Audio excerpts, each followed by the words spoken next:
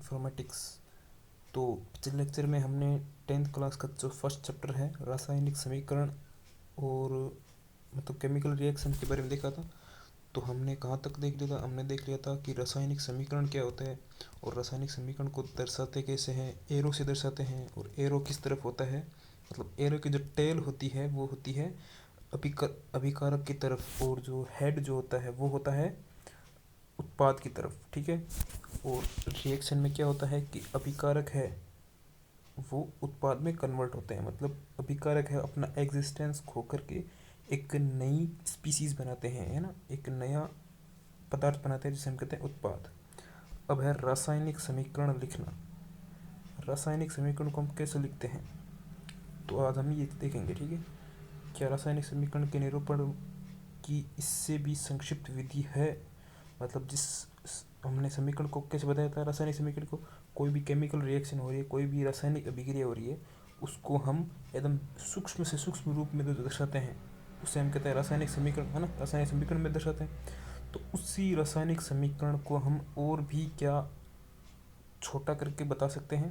तो शब्दों की जगह, तो देखो, शब्दों की जगह रासायनिक सूत्र का उपयोग करके रासायनिक समीकरणों को अधिक संक्षिप्त तथा उपयोगी बनाया जा सकता है। रासायनिक समीकरण किसी रासायनिक अभिक्रिया को दर्शाता है। रासायनिक समीकरण किसी भी रासायनिक अभिक्रिया को दर्शा रहा है। भाई देखो, केमिकल रिएक्शन हम हर टाइम तो नहीं कर सकते, तो उसकी हमें स्टडी करनी है तो हम उसको, उस रिएक्शन को हम समीकरण के द्वारा बता सकते हैं। ठीक है। तो रासायनिक समीकरण यहाँ पर काम आता है। यदि आप मैग्नीशियम ऑक्सीजन तथा मैग्नीशियम ऑक्साइड के सूत्रों का स्मरण करें तो उपरोक्त शब्द समीकरण इस प्रकार लिखा जा सकता है। Magnesium plus Mg plus O2 MgO। ठीक है।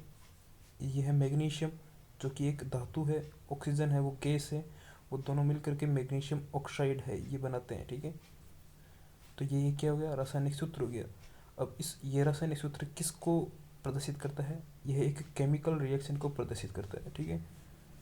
किसी केमिकल रिएक्शन, ये देखो, ये रिएक्शन है वो कॉम्प्लिकेशन है, कॉम्प्लिकेटेड है, लेकिन इसको स्टडी करने के लिए हम इसको रासायनिक समीकरण के रूप में लिख सकते हैं। ठीक है।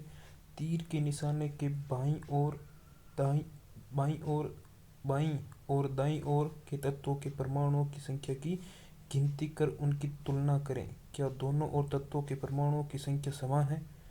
अब देखो, हेडिंग क्या है, रासायनिक समीकरण लिखना। रासायनिक समीकरण हमको लिखना आ गया। क्या लिखना है? जितने भी हम अभिकारक ले रहे हैं उनको कहाँ लिखना है? एरो की बाईं तरफ लिखना है। और जो उत्पाद, नया उत्पाद बना है, नया पदार्थ बना है, उसे हम कहाँ लिखेंगे? एरो के दाईं तरफ लिखेंगे। ठीक है। तो ये लिखना आ गया। अब ये क्या कह रहा है कि जो हमने रिएक्शन की है, समीकरण है, समीकरण के दोनों तरफ क्या परमाणु है वो मतलब एक समान है। मतलब यहाँ पर मान लो मैंने ऑक्सीजन 2 लिया है, तो क्या उत्पाद में ही में भी ऑक्सीजन 2 है या कितने हैं? तो यहाँ पर देखो, एक रिएक्शन दे रखी है Mg प्लस O2, एरो दे रखा है MgO। तो यहाँ पे अभिकारक में ऑक्सीजन 2 है, लेकिन जो उत्पाद है उसमें ऑक्सीजन एक ही है।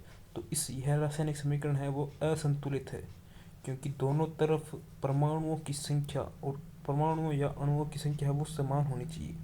ठीक है। यदि है तो समीकरण संतुलित होगा। मतलब अगर परमाणुओं की संख्या समान होगी दोनों तरफ, मतलब एरो के दोनों तरफ, मतलब अभिकारकों और उत्पादों में परमाणुओं की संख्या समान होगी, तो वो समीकरण क्या होगा? संतुलित समीकरण होता है, बैलेंस्ड इक्वेशन होती है। यदि नहीं तो समीकरण असंतुलित होता है। तो यदि परमाणु की संख्या समान नहीं है तो वो क्या होगी? असंतुलित समीकरण। और यदि समान होगी तो संतुलित समीकरण। क्योंकि समीकरण के दोनों ओर का द्रव्यमान बराबर नहीं है।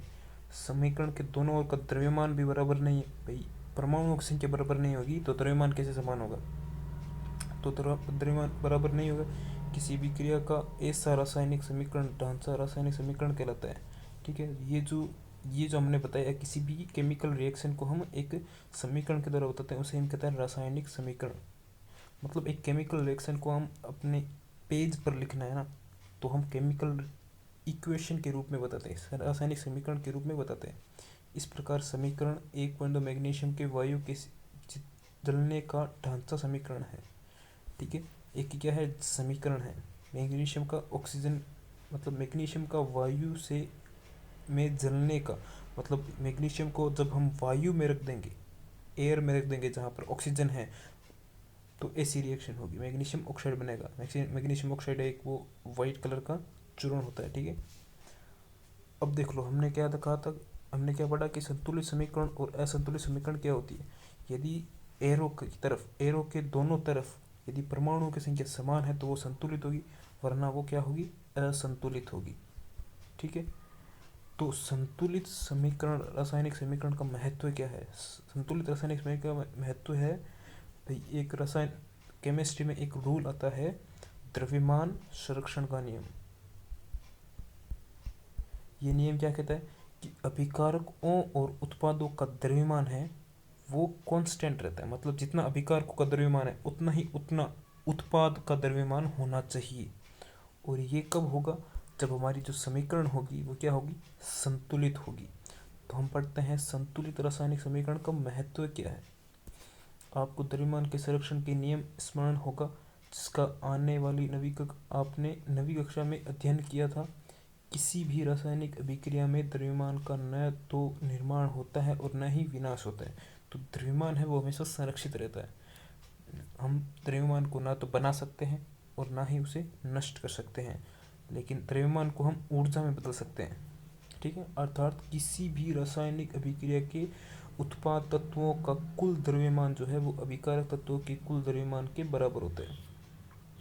ये मैंने आपको बता दिया था पहले ही कि जो रासायनिक समीकरण का महत्व क्या है, क्योंकि रासायनिक संतुलित समीकरण है उसका महत्व क्या होता है, क्योंकि संतुलित समीकरण है वो द्रव्यमान संरक्षण नियम का पालन करती है। मतलब यदि कोई भी समीकरण संतुलित है तो इसका मतलब क्या है कि वो द्रव्यमान संरक्षण का नियम फॉलो करती है। और ये पूरा पैराग्राफ क्या है, रासायनिक द्रव्यमान संरक्षण का नियम ही बता रहा है, ठीक है। अब आगे बढ़ते हैं। दूसरे शब्दों में रासायनिक अभिक्रिया के पहले एवं उसके पश्चात प्रत्येक तत्व के परमाणुओं की संख्या समान रहती है, इसलिए हमें कंकाली समीकरण को संतुलित करना आवश्यक है। मतलब जो समीकरण है उसको संतुलित करना आवश्यक है।